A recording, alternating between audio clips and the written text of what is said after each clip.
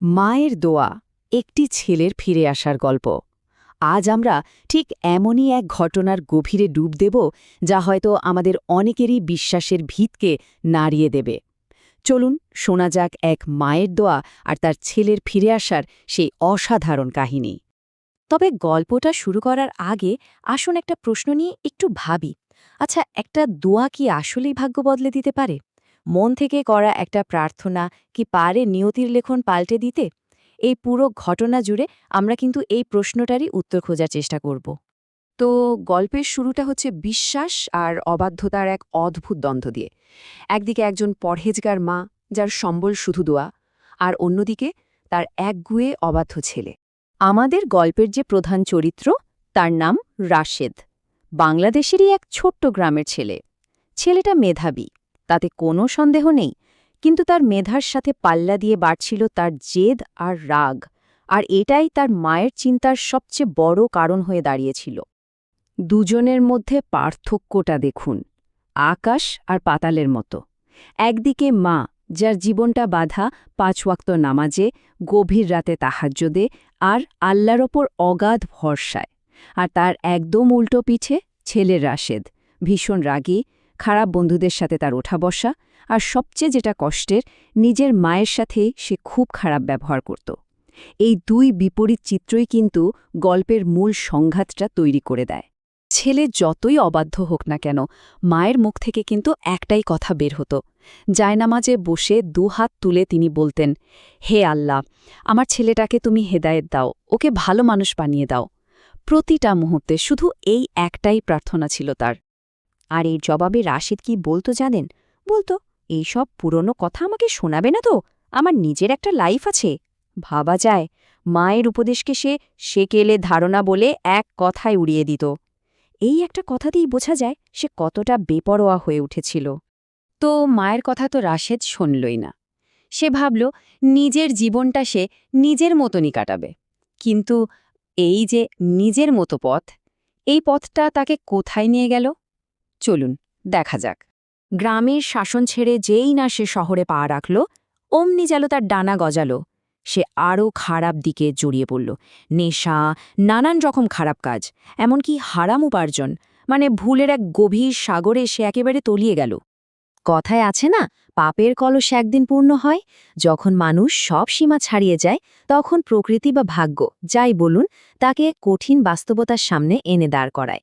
রাশেদের জীবনেও ঠিক এমনই একটা মুহূর্ত চলে এসেছিল। এক গভীর রাতে, হয়তো নেশার ঘোরেই ছিল, গাড়ি চালাতে গিয়ে ঘটল এক ভয়ঙ্কর দুর্ঘটনা। তার গাড়িটা নিয়ন্ত্রণ হারিয়ে রাস্তায় উল্টে একেবারে দুমড়ে মুচড়ে একাকার। যখন তাকে হাসপাতালে নেওয়া হলো, ডাক্তারদের একটাই কথা, অবস্থা খুবই খারাপ, বাঁচানো খুব মুশকিল। মানে তারা প্রায় আশাই ছেড়ে দিয়েছিলেন। বেঁচে ফেরার সম্ভাবনা প্রায় শূন্যের কোঠায়।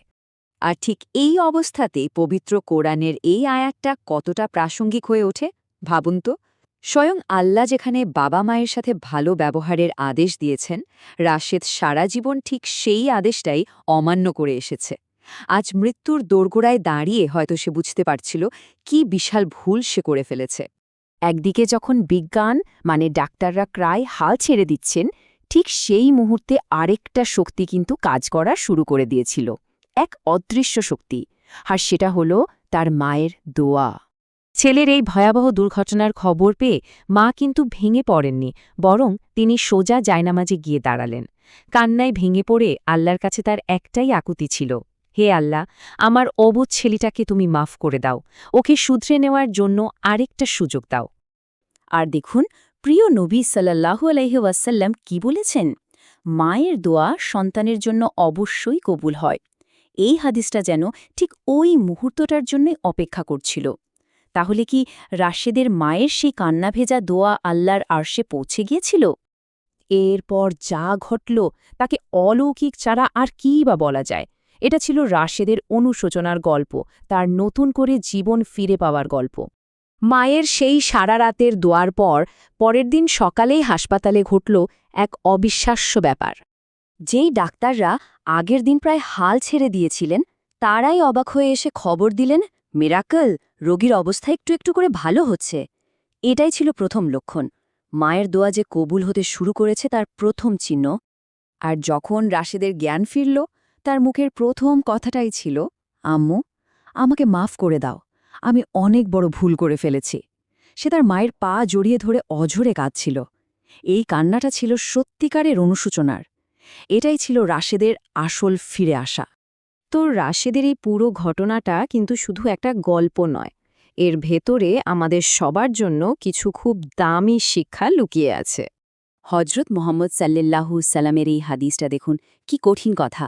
যার মা বাবা জীবিত আছে কিন্তু সে তাদের সন্তুষ্ট করতে পারল না, সে ধ্বংস হোক। এর চেয়ে বড় সতর্কবার্তা আর কি হতে পারে? বাবা মায়ের সন্তুষ্টি যে কতটা জরুরি, রাশেদের জীবনের ঘটনাটাই তো তার সবচেয়ে বড় প্রমাণ। তাহলে চলুন এক নজরে দেখে নিই এই ঘটনা থেকে আমরা ঠিক কি শিখলাম। ১. মা বাবার সাথে ভালো ব্যবহার করাটা কোনো অপশন নয়, এটা ফরজ। ২. তাদের দোয়া, এটা হলো জীবনের সবচেয়ে বড় সম্পদ, এর কোনো বিকল্প নেই। ৩. গুনার পথে হেঁটে হয়তো সাময়িক কিছু পাওয়া যায়, কিন্তু আসল সফলতা কখনোই আসে না। আর সবচেয়ে বড় শিক্ষা হলো, আল্লাহ চাইলে যে কাউকে যে কোনো সময় সঠিক পথে ফিরিয়ে আনার ক্ষমতা রাখেন। শেষ করার আগে একটাই কথা, যাদের মা বাবা আজ জীবিত আছেন তারা সত্যি ভাগ্যবান। এই নেয়ামতের কদর করুন, তাদের সেবা করুন, তাদের মুখে হাসি ফোটান। কারণ একটা কথা মনে রাখবেন, তাদের দোয়া ছাড়া এই দুনিয়া আর আখেরাত কোনোটাতেই সফলতা পাওয়া প্রায় অসম্ভব। এই ভাবনাটা সবার জন্য রেখে আজ এখানেই শেষ করছি।